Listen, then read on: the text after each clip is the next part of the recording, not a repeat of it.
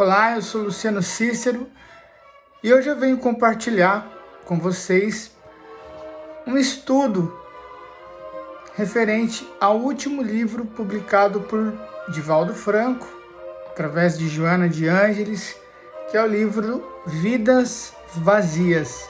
No livro Vidas Vazias, Joana de Ângeles nos traz um conjunto de informações, de mensagens muito atuais e que nos ajudam a profundas reflexões a respeito da vida, de como conduzimos a nossa jornada evolutiva e nos traz o entendimento do que são vidas vazias e o comprometimento a nível espiritual. No primeiro capítulo da obra, intitulado de Vidas Vazias, Joana de Ângeles traz um histórico do estudo do desenvolvimento da alma e da personalidade, a partir de Freud, com um estudo do inconsciente, até chegar em Jung, com o estudo dos arquétipos e uma relação aí com o que nós conhecemos das vidas sucessivas. E aí dizendo que em cada época da humanidade, em cada momento da humanidade, nós sempre nos deparamos com distúrbios diferentes. Então, o sofrimento que se via no comportamento, na forma das pessoas viverem na época de Jesus, é diferente do sofrer dos dias atuais. Então, Joana de Ângeles nos diz o seguinte: vive-se a época do ter e do poder. Não que antigamente fosse diferente, mas os impactos acabam sendo maiores, as consequências elas são diferentes e maiores. Então vive-se a época do poder e do ter, do exibir-se e do desfrutar. Olha que interessante, né? O exibir-se e o desfrutar que Joana de Ângeles traz aqui é muito relacionado à necessidade de visibilidade, de percepção que as pessoas trazem hoje. Querem ser percebidas, querem ser notadas a qualquer custo, de todas as formas possíveis. E isso pode trazer sofrimentos dos mais diversos, sem a consequência da harmonia interior e do enriquecimento espiritual. Ou seja, busca-se o ter e o poder, a necessidade de ser percebido, de ser visto, sem eu pensar em automaticamente nessa busca trazer para mim harmonia interior e enriquecimento espiritual. Então, esse ter e poder e essa necessidade de ser visto e percebido está totalmente desvinculado da harmonia. Consequentemente, nós vamos encontrar pessoas com uma grande pobreza espiritual, com grandes mazelas de sofrimento espiritual e também com uma desarmonia muito grande interior. E nós vemos muito isso no dia a dia. E Joana de Ângeles ainda nos diz: a aparência substitui a realidade. Então, isso me lembra um ditado antigo: nem tudo que parece é. Então, as aparências enganando, as aparências trazendo uma percepção que não é real, e aí fazendo também com que o exterior prevaleça, predomine, que é o que ela diz: o importante não é o interior, porém o ego exaltado, né? E aí nós vamos ver grandes brigas de egos em várias situações, em vários contextos que nós imaginarmos. São as brigas de ego no ambiente de trabalho, são as brigas de ego nas relações sociais, são as brigas de ego em várias situações, porque o ego ele é muito exterior, o ego é muito a aparência, a presença, aquilo que eu quero que as pessoas percebam. E quando isso começa a ser lesado de alguma forma, sofre algum impacto, seja ele qual for, fere o orgulho.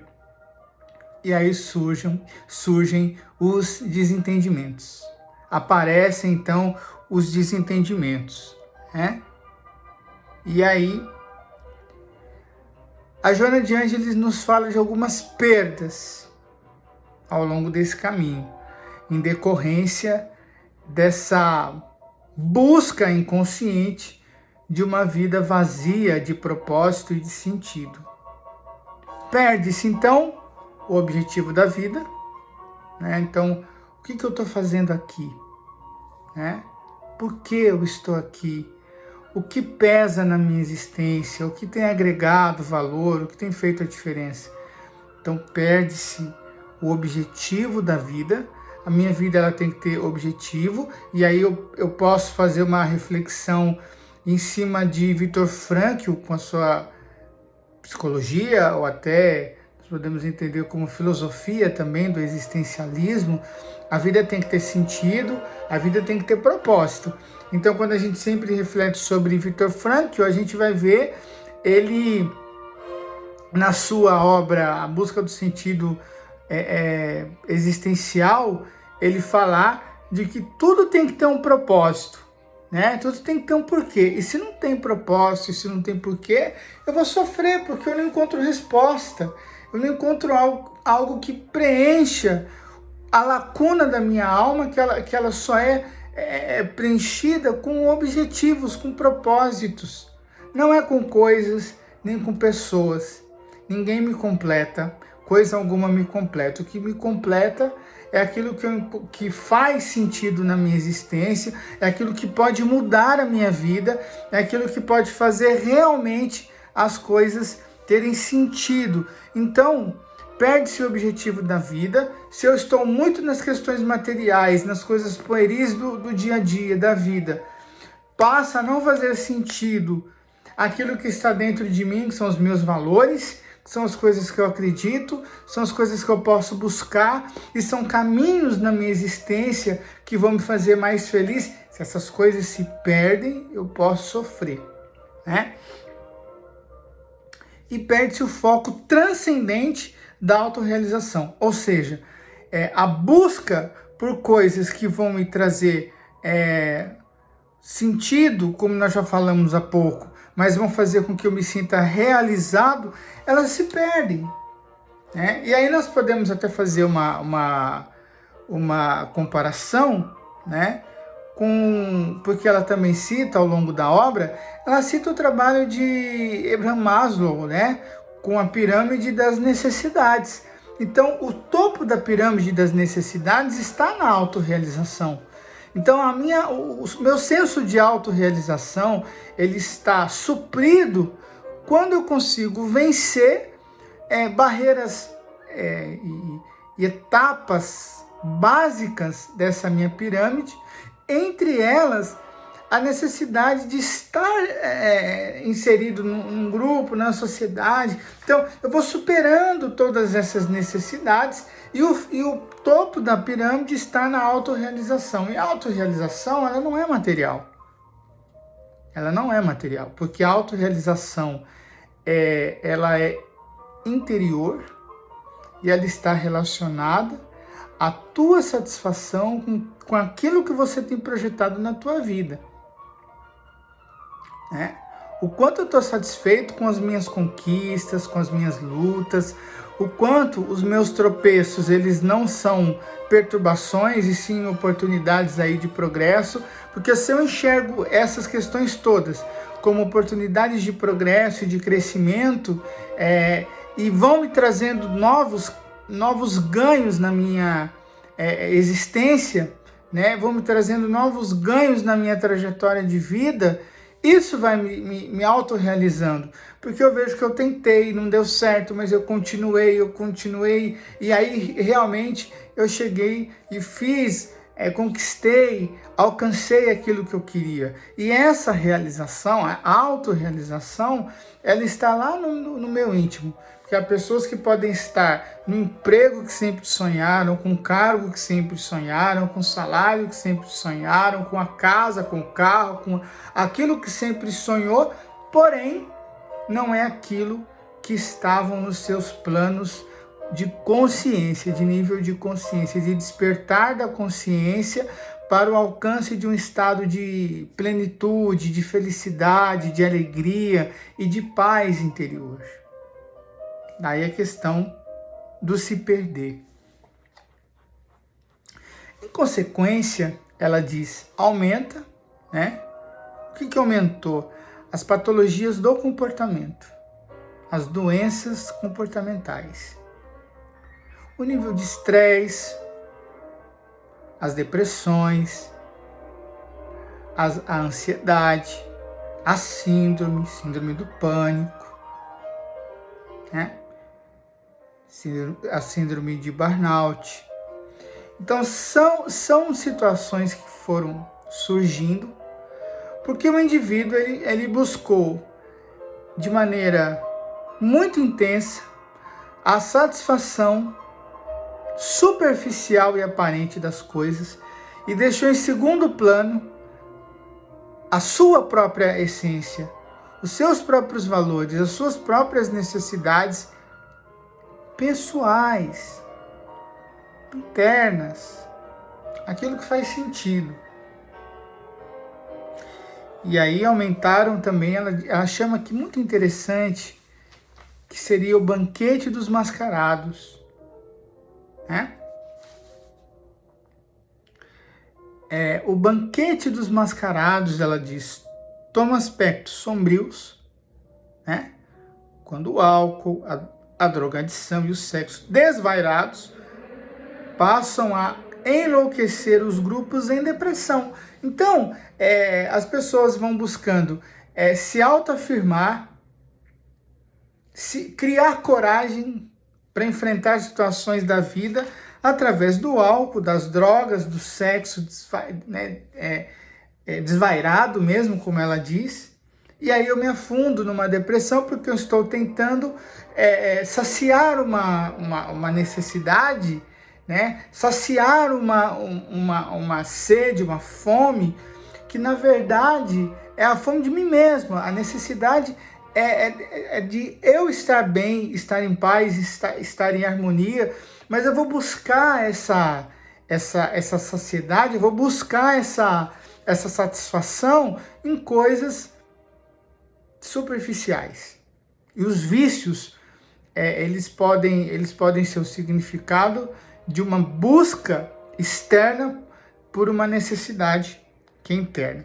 Como consequência, o abismo no suicídio, os índices cada vez maiores de suicídio, o abandono de si mesmo, eu começo a valorizar cada vez menos o que eu sou, os meus valores, aquilo que eu acredito, aquilo que eu acho que faz sentido para mim, e a violência, né? Eu posso me tornar mais violento, mais agressivo, porque é uma forma de manifestar uma insatisfação que eu tenho com as escolhas que eu tenho tomado ao longo da minha vida, né? Então, em consequência, nós temos um grande vazio existencial por falta de sentimento do amor, que é o que eu mais preciso trabalhar, que ele vem desaparecendo pouco a pouco do meu desenvolvimento moral, né? E aí ela diz assim também, a ambição pelas coisas de imediato significado tem substituído os valores realmente legítimos da emoção, do estar bem, alegre, feliz, né?